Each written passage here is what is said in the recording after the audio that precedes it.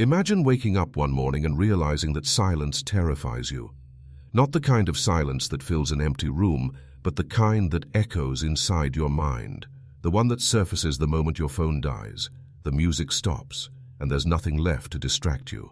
You reach for your device before your eyes are even fully open, scrolling through fragments of other people's lives. Each image, each sound, a tiny hit of stimulation. But as the morning light spills through your window, a quiet truth hums beneath all the noise. You're not choosing any of it. Something else is choosing for you. Have you noticed how quickly boredom feels unbearable now? How silence has become a threat, not a refuge? You say you're free, but look closer. Are you really free, or just constantly running from yourself? You think distraction is harmless, entertainment, relaxation, the small pleasures that help you unwind. But deep down you feel it. Every scroll, every click, every flicker of light steals something from you. Not just time, but the stillness in which truth could appear.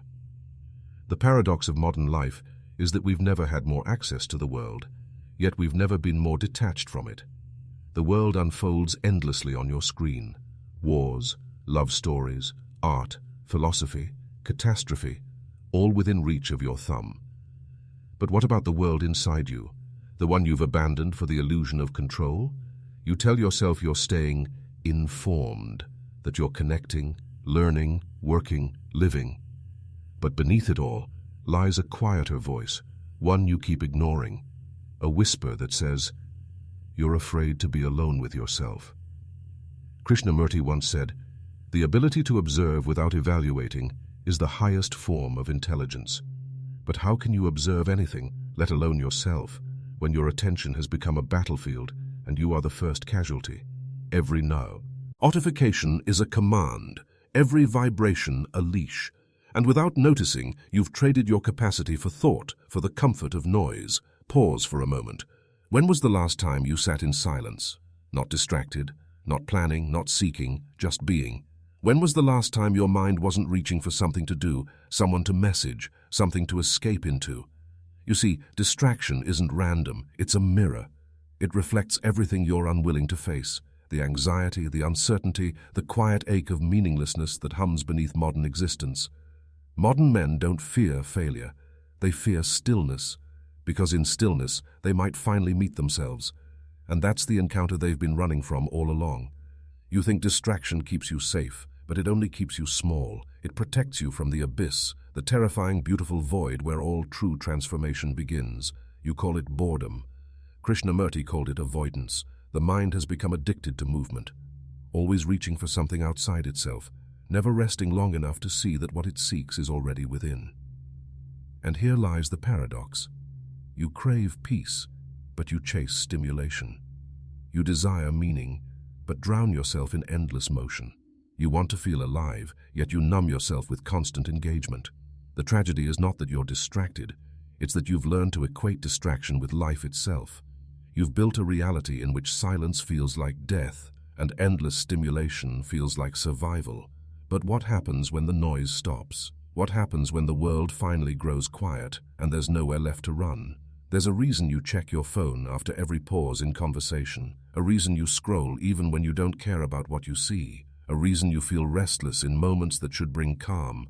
It's not weakness, it's fear, not of missing out, but of waking up.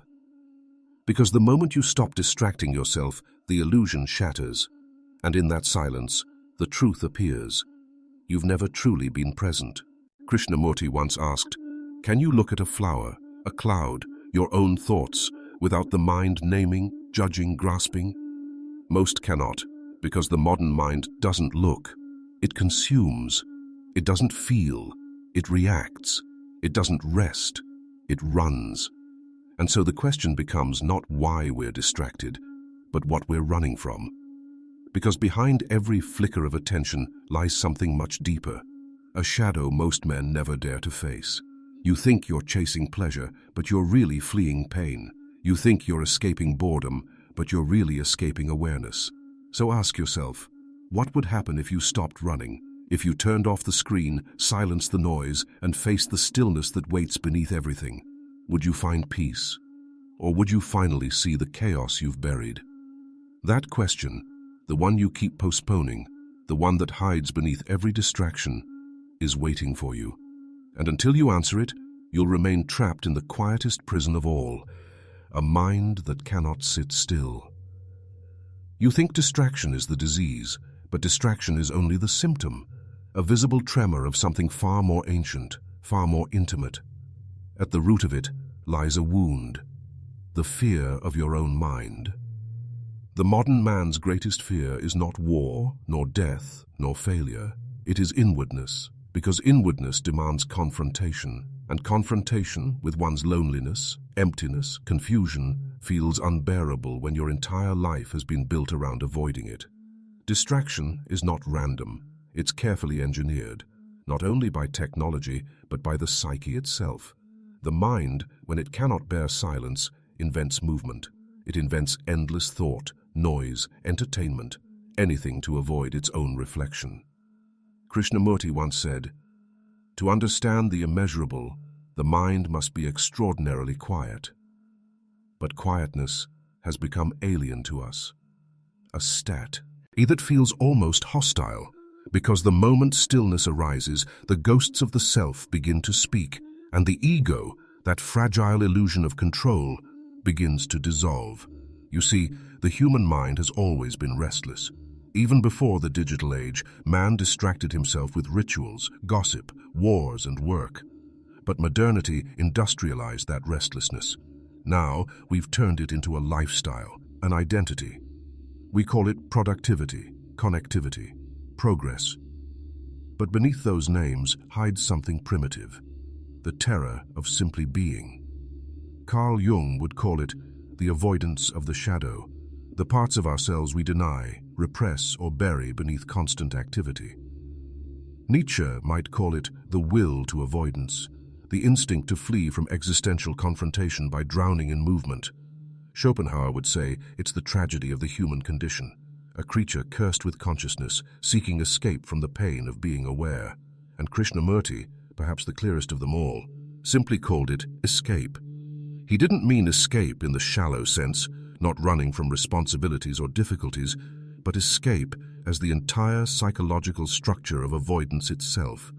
The mind, unable to face its emptiness, creates distractions to give itself an illusion of continuity, because if it stops moving, even for a moment, it fears it will cease to exist.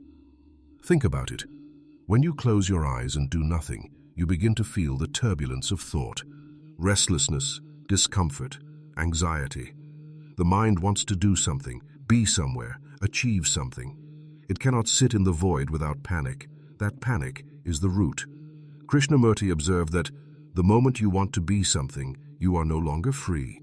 And yet, your entire life has been built on wanting to be something, someone, to become, to achieve, to prove. This is the central paradox of the modern man. He seeks peace through movement, but every movement pulls him further from peace. You work endlessly to earn rest, but the rest never arrives. You consume information to feel informed, but only become more confused. You connect to escape loneliness, but the connections feel shallow. You seek stimulation to feel alive, but end up feeling empty. This is not failure, it is design. The mind is designed to seek, but when the seeker becomes unaware of itself, seeking turns into slavery. In the digital age, this slavery has reached its perfection. Technology didn't create distraction, it perfected it. It gave every thought, every craving, every insecurity a mirror to gaze into. Infinite mirrors, infinite noise, infinite escape. The algorithms that govern your attention are not mechanical demons, they're reflections of your unconscious drives. They know that your mind cannot stand stillness, so they feed it endless novelty. But the hunger never ends, because novelty is not nourishment. Krishnamurti warned, the more you know yourself, the more clarity there is. Self-knowledge has no end. But self-knowledge requires observation, not movement. And we've replaced observation with reaction. Every scroll, every click, every reflexive swipe is an act of unconscious conditioning, a mechanical motion that reaffirms the illusion that something outside you holds the key to peace. This is the hidden problem. You mistake activity for awareness. You confuse stimulation with meaning. You believe that more will fill the void, when in truth, more is the void. The psychological root is dependency, not on technology, not even on pleasure, but on movement itself. Movement gives the illusion of direction. It convinces you that you're progressing, changing, improving. But progress is just distraction dressed as growth when it lacks awareness. The philosophers knew this long before the modern age. Sartre spoke of bad faith, the lie we tell ourselves. Vez to avoid responsibility for our freedom. Huxley warned of a world not enslaved by pain, but sedated by pleasure, where humans would love their servitude.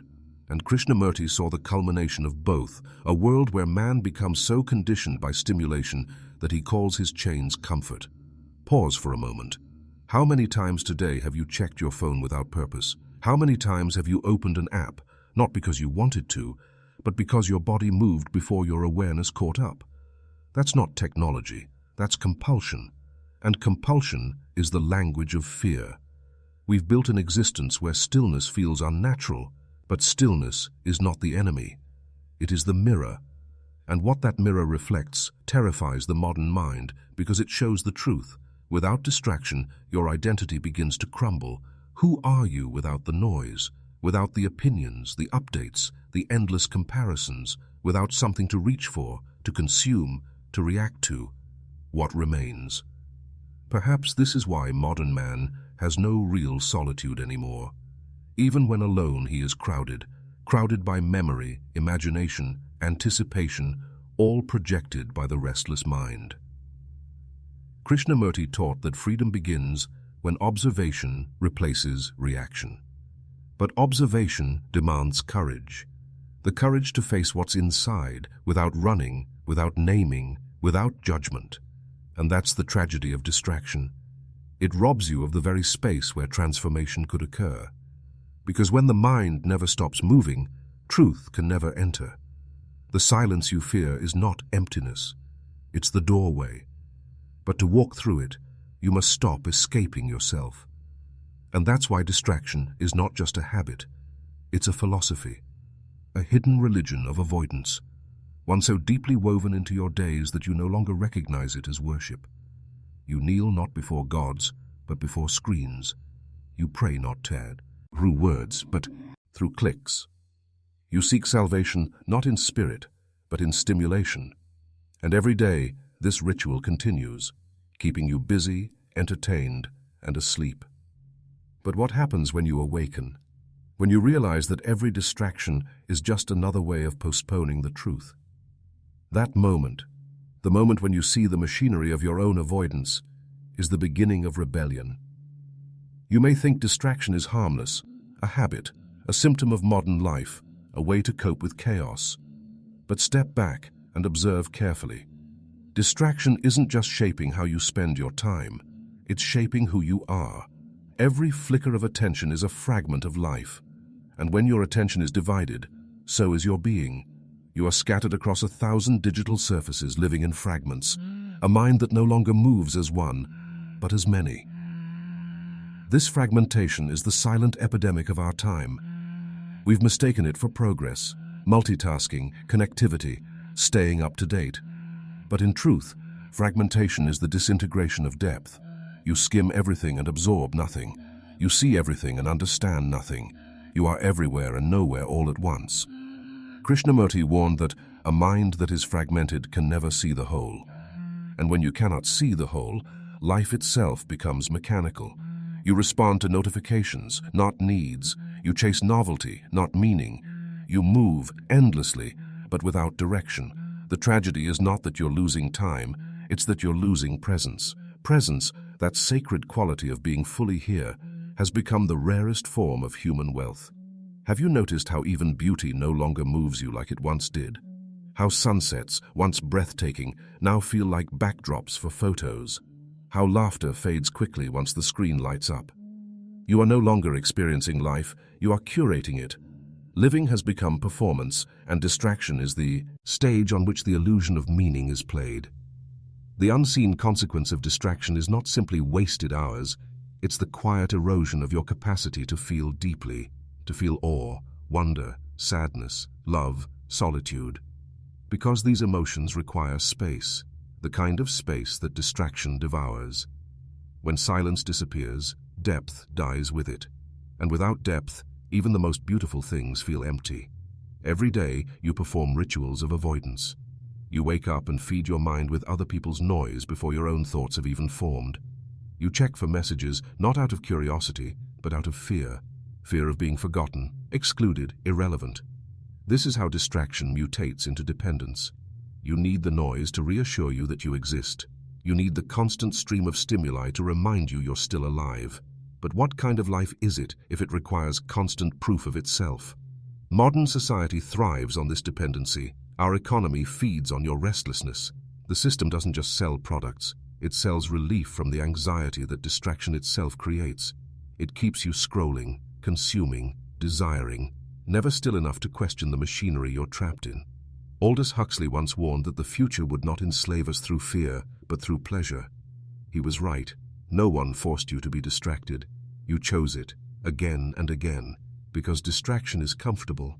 It numbs the ache that silence brings.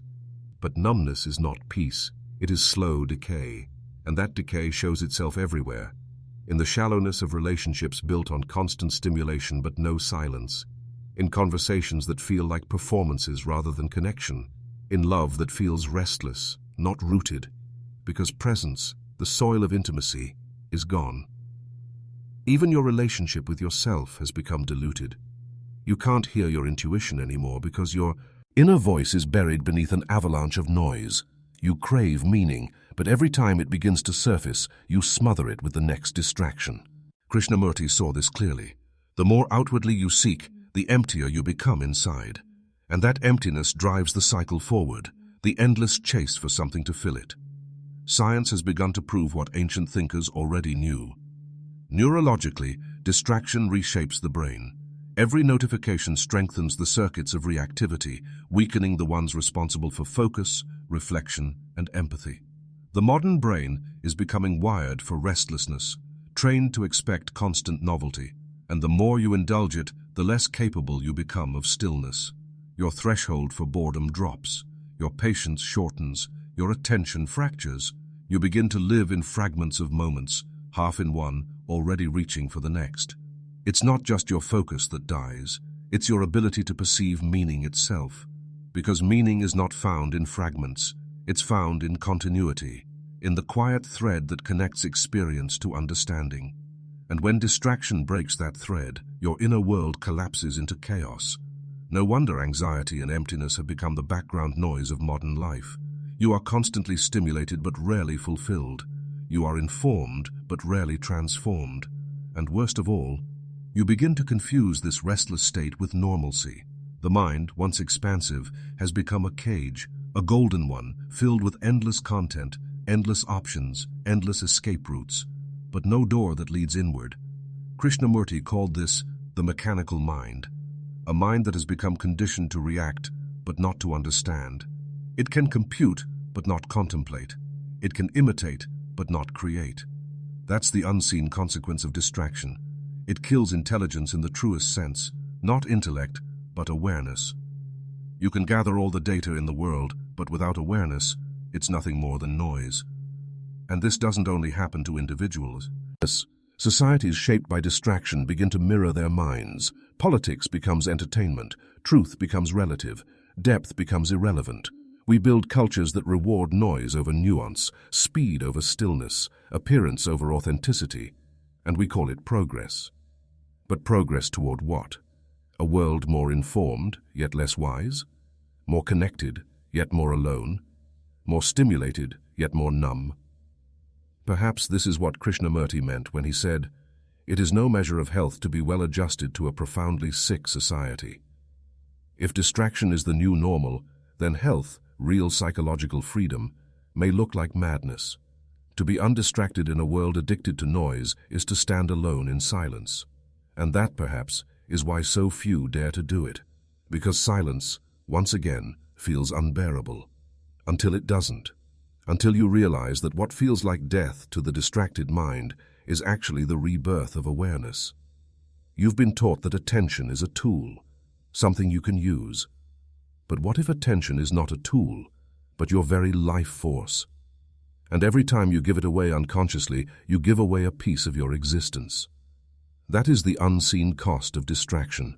Not just time, not just energy, but being itself. Sooner or later, something inside you begins to rebel. The constant noise becomes nauseating. The screens feel heavy, the stimulation exhausting. You sense that something vital has been stolen, not by others, but by yourself. That moment, when the noise begins to feel unbearable, is the beginning of awakening, because pain is the first crack in the wall of illusion. And through that crack, silence begins to call you home. Would you like me to continue to Section 4, The Rebellion, How to Break Free, where the tone shifts from dark introspection to awakening, transformation, and practical liberation inspired by Krishnamurti's teachings? There comes a moment when you can no longer bear the noise, the constant flicker of screens, the endless parade of opinions, the shallow rhythm of digital life. It begins to feel unbearable, not because the world has changed, but because something inside you has begun to wake up. You sense it first as discomfort, a restlessness that no distraction can numb anymore. You scroll, but nothing satisfies. You consume, but everything feels hollow. You laugh, but it doesn't echo. It's as if you've been drugged for years, and suddenly the effect is wearing off. This is not burnout. It's the first taste of awareness. And awareness, Krishnamurti said, is the beginning of freedom. But awareness is not comfort. It's rebellion. Because to become aware is to see through every illusion that once kept you safe. Every false need, every false identity, every false pleasure. It's to realize that the prison was never built by others. It was built by your own unconscious acceptance. You weren't chained by force. You were seduced by ease. And now, the first act of rebellion is seeing, not doing, not fixing, just seeing. Can you see how every distraction, every craving, every moment of escape is actually fear in disguise? Fear of silence, fear of stillness, fear of seeing yourself clearly. When you stop running, the silence returns. And in that silence, all the things you've buried begin to rise. Loneliness, confusion, emptiness, anger. You realize that distraction didn't just protect you from boredom, it protected you from truth. This is why freedom feels painful at first, because to see clearly means to face everything you once avoided. But something miraculous happens when you stay with that discomfort. You begin to notice that beneath the chaos, there is stillness. Beneath fear, there is awareness. And awareness needs no escape. Freedom doesn't begin with control, it begins with observation. Krishnamurti often said, to observe wit. Without the interference of the past is the highest form of intelligence. So watch how the mind moves, how it reaches for the phone when silence stretches too long, how it clings to opinions, how it seeks validation. Don't judge it, don't fight it, just see it. Because the moment you truly see your own conditioning, it begins to lose its power. Awareness burns illusion the way sunlight burns fog. This is the rebellion Krishnamurti spoke of, not revolution in the streets, but revolution within consciousness. Not fighting the system, but seeing through it so clearly that it can no longer deceive you. And when you see, you stop being a puppet. You begin to act, not react. You begin to live, not merely exist. The rebel, in Krishnamurti's sense, is not a man of noise, but of silence. Because silence is not the absence of thought, it's the presence of clarity. You may wonder, how do I begin? The answer is shockingly simple, and therefore easily ignored. Begin by sitting still. Do nothing. No music, no phone, no words. Just observe the mind as it dances, twitches, resists. Watch how it invents reasons to escape this very moment. In the beginning, it will feel unbearable, like standing naked in front of your own reflection. You will want to move, to reach, to distract. But if you stay, just stay, something changes. You start to notice the space between thoughts. You realize you are not the noise, but the awareness hearing the noise. That realization, small as it seems, is the crack through which freedom enters. The world will call it unproductive, lazy, or strange, but sitting in silence may be the most radical act in an age addicted to motion. It's not withdrawal, it's revolt, because silence is no longer avoidance, it's confrontation. You're confronting the machinery of conditioning that has hijacked your life.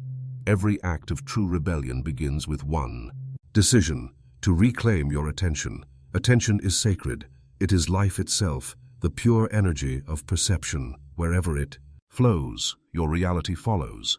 So when you give your attention to triviality, you build a trivial life. When you give it to anger, you build a world of conflict. When you give it to silence, awareness begins to flower. This flowering is not effort, it's understanding, and understanding dissolves the false without resistance. You don't have to fight distraction, you only have to see it completely. When you see the full ugliness of dependence, you drop it naturally, just as you drop a burning coal once you realize it's burning your hand. That is intelligence, not the accumulation of knowledge, but the ending of illusion through perception. To break free is not to escape the world, it is to live in the world, untouched by its hypnosis. You can still use technology, work, create, love, but now with awareness. Now, the phone is a tool, not a master. Now, conversation is presence, not performance. Now, silence is not emptiness. It's space for truth to move through. The rebel walks among the distracted, but his mind is still. He listens deeply. He sees clearly. He acts from intelligence, not impulse. And because he is inwardly free, he no longer seeks outward escapes. Pleasure returns, but it's pure, not compulsive. Work becomes creative, not mechanical. Relationships become sacred, not strategic. The world hasn't changed, but you have, and that changes everything. You begin to realize that the opposite of distraction is not focus. It's wholeness. Focus still implies effort, division, conflict. But wholeness is effortless. It is the natural state of a mind that is no longer fragmented. When you are whole, attention flows freely. Action becomes spontaneous. Awareness moves without interference. This is not a technique. It is awakening. It cannot be taught, only discovered. And once discovered, it cannot be forgotten. Because the rebel's silence is not withdrawal. It is always power.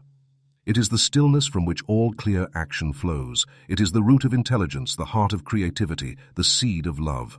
When you reach that point, you no longer ask how to escape distraction, because you've seen through the illusion that there was ever anything to escape from. The prison was never real, only the dream of it was. You sit again in silence, not as a prisoner craving release, but as awareness resting in itself. The mind no longer demands stimulation.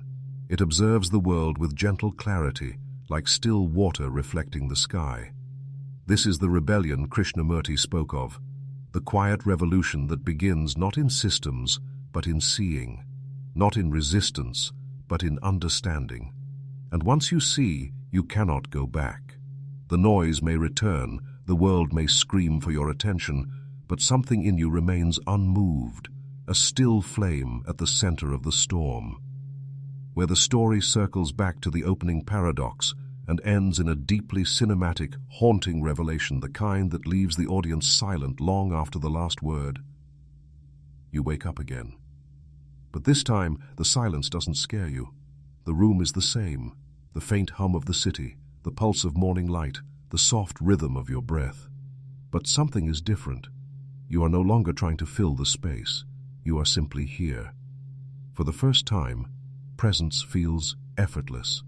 The phone on your desk is still there, waiting, but it no longer calls to you. The compulsion is gone. Not because you've fought it, but because you've understood it. You see now that distraction was never the enemy. It was the mirror. Every time you reached outward, it was revealing something inward. Every moment of restlessness was life whispering, "Look at yourself. Look deeper." And now you finally can. The silence that once felt unbearable now feels infinite. It isn't empty. It's full of life, movement, subtle awareness. What you once called boredom, you now recognize as being. Krishnamurti once said, "Freedom is not at the end of the path. Freedom is at the beginning." And you understand now what he meant. Freedom was never something to achieve, never a state waiting beyond struggle. It was here all along, hidden behind the movement of thought. You were never enslaved by distraction. You were enslaved by the belief that you needed to escape it. Look deeper. When you stare into silence, you notice something extraordinary. Thought is not constant. It flickers, rises, and fades like waves upon a vast ocean. And in the gaps between those waves, in the stillness that exists before every new thought, there lies the essence of who you are. Not the self you show to the world, not the one defined by achievements, desires, or fears, but the pure awareness that watches it all unfold. That awareness has no name, no age, no identity. It is simply there, vast, quiet, eternal. And here lies the final paradox. You were never distracted from life. You were life pretending to be distracted. You were never searching for silence. You were silence, seeking itself through noise. For so long, you believed freedom would come when the world changed, when the algorithms stopped, when the noise died, when society slowed down. But now you see, the noise was never outside. It was inside. And once the inner noise ends, the outer chaos loses its power. Distraction was never the disease. It was the symptom of a deeper forgetting, a forgetting of the timeless intelligence that lives behind the mind. You've been taught to focus, to discipline, to manage your attention like a resource. But attention is not a muscle to be trained. It's a mirror to be cleared. Once clear, it reflects reality as it is, without distortion, without fear. This clarity is not an achievement. It is a return, a homecoming. The man who once woke up and feared silence has now dissolved into it. He is no longer seeking peace. He is peace. He no longer runs from thought. He observes it dance and fade, like smoke in air. And through that observation, everything changes. You begin to see the world anew. The city's noise becomes symphony. The chaos of people, traffic, and light no longer overwhelms you. It moves through you.